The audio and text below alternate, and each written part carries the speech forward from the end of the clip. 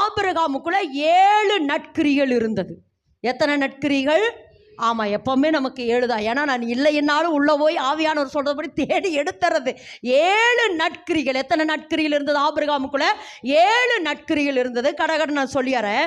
அதாவது ஆதியாகமம் 12ஆம் அதிகாரம், ஆதியாகமம் 12ஆம் அதிகாரத்திலிருந்து நம்ம வாசிச்சோம்னா, முதல்ல தேவன் என்ன செய்றாரு? ஆபிரகாமை என்ன செய்றாருன்னா, ஆபிரகாமை தேவன் அழைக்கிறார். ஆபிரகாமை தேவன் அழைக்கிறார்.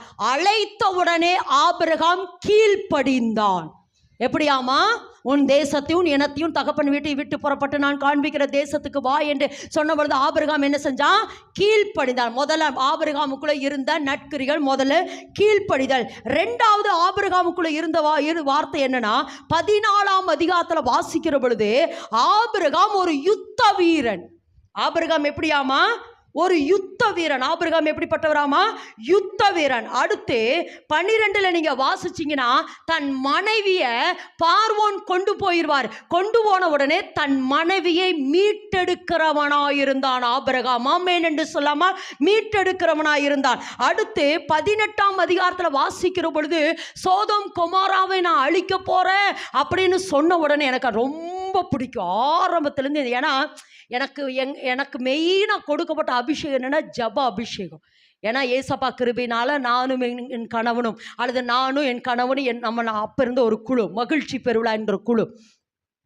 அப்போது நாங்கள் ஒவ்வொரு மாவட்டமாக போய் எல்லா இடங்களில் என்ன செய்வோன்னா, இந்த மகிழ்ச்சி பெருவிழா நடத்துவோம். அதில் ஃபஸ்ட் நாள் சுவிசேஷ கூட்டம், 2வது நாள் ஜபா அபிஷேகம், 3வது நாள் வருகை குறித்து பேசுறது. இதுதான் எங்களுக்கு கொடுக்கப்பட்ட வேலை.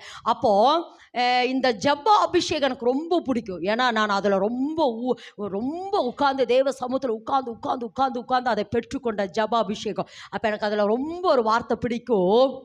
தேவன் சொல்கிறார், ஆபிரகாமே நான் இப்போ சோதோம் கொமோராவை அழிக்கிறேன் அப்படிங்கிற பொழுது எனக்கு அந்த வார்த்தை பிடிக்கும். பின்னும் ஆபிரகாம் கர்த்தருக்கு முன்பாக நின்று கொண்டிருந்தான். மன்றாடுறதுக்கு நிற்கிறான். மன்றாடுறதுக்கு நிற்கிறார். எதுக்கு மன்றாடுறன்னா, நீர் ஒரு நீதிமான் இருந்தால் அழிப்பி, சரி எப்படி கேட்குறாரு? 50லேருந்து தொடங்குற, 50லேருந்து அழிப்பீரா, 40 இருந்தால் அழிப்பீரா, 30 இருந்தால் அழிப்பீரா, 20 இருந்தால் அழிப்பீரா அப்படின்னு கேட்டுகிட்டே வராரு. எனக்கு அந்த வார்த்தை ரொம்ப பிடிக்கும். பின்னும் ஆபிரகாம். அதாவது அது எந்த இடங்கிறனால எதுக்காக இந்த வார்த்தை சொல்கிறேன்னா, ஆபிரகாமே இனி உன் மனைவி என்ன செய்ய போறா? கர்ப்பவதியாகி ஒரு குமாரனை பெற போறா அப்படின்னு சொல்லி தேவன் கர்த்தருடைய தூதனானவர், இயேசு கிறிஸ்து கிடையாது, கர்த்தருடைய தூதனானவர் ஆபிரகாம்கிட்ட சொல்றாரு. அப்போ இந்த வார்த்தையை கேட்டோம், அப்பா எனக்கு நெடுநாளா குழந்தை இல்லை, இப்ப எனக்கு குழந்தை பிறக்க போகுது அப்படின்னு சந்தோஷப்பட்டிருக்கோன்னு ஆபிரகாம் சந்தோஷப்படல. அதுக்கப்புறம் தான் சொல்றாரு, சோதோம் குமாராவை நான் அழிக்க போற ஆபிரகாமே அப்படின்னு. ஆபிரகாமுக்கு அது சந்தோஷம் இல்லை. அதாவது எனக்கு குழந்தை பிறக்க போகுதுங்கிறது சந்தோஷம் இல்லை. ஐயோ சோதோம் குமாராவை அழிக்க போறீங்களான்னு சொல்லி பின்னும் ஆபிரகாம் கர்த்தருக்கு முன்பாக, இந்த வசந்த வாசிங்க பார்க்கல, எடுத்தவர்கள் பாக்கியவான்கள். ஆதியாகமம் அந்த 18ல் தான் இருக்கும். 18:22. தேங்க்யூமா, வாசிமா. அப்பொழுது அந்த புருஷர் அவ்விடம் விட்டு சோதோமை நோக்கி போனார்கள். ஆபிரகாமோ பின்னும் கர்த்தருக்கு முன்பாக நின்று கொண்டிருந்தார். அழிச்சிடாதீங்க. இது எதுக்கு அபிஷேகம்னா, மன்றாட்டு அபிஷேகம். எந்த அபிஷேகம் இது? மன்றாட்டின் அபிஷேகம். அடுத்து 27 வாசிங்க. ஆதியாகமம் 20:7. ஆபிரகாம் ஜெபிக்கிறவன். வாசிங்க 20:7. அந்த மனுஷனுடைய மனைவியை அவனிடத்துக்கு அனுப்பிவிடு, அவன் ஒரு தீர்க்கதரிசி. ஆபிரகாமை குறித்து தேவன் சாட்சி கொடுக்கிறாரு.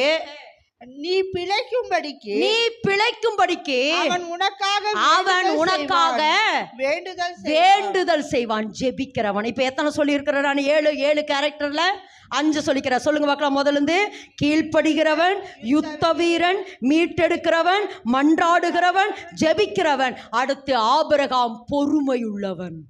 அடுத்து ஆபிரகாம் விசுவாசத்தின் தகப்பன். ஆமென் என்று சொல்லுமா? 7 கேரக்டர் வந்துச்சு. அப்ப சொல்லுங்க, கீழ்ப்படுகிறவன், யுத்த வீரன், மீட்டெடுக்கிறவன், மன்றாடுகிறவன், ஜெபிக்கிறவன், அடுத்து பொறுமையுள்ளவன், விசுவாசம். அப்போ ஆமா, இன்னைக்கு என்ன கர்த்தர் சொல்றாருன்னா, நற்கிரியைகள் செய்ய. எல்லாரும் ஆமென் என்று சொல்லுவா.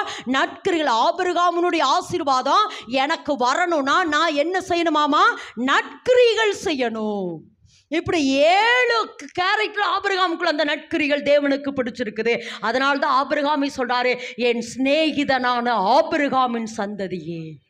ஆமென் என்று சொல்ல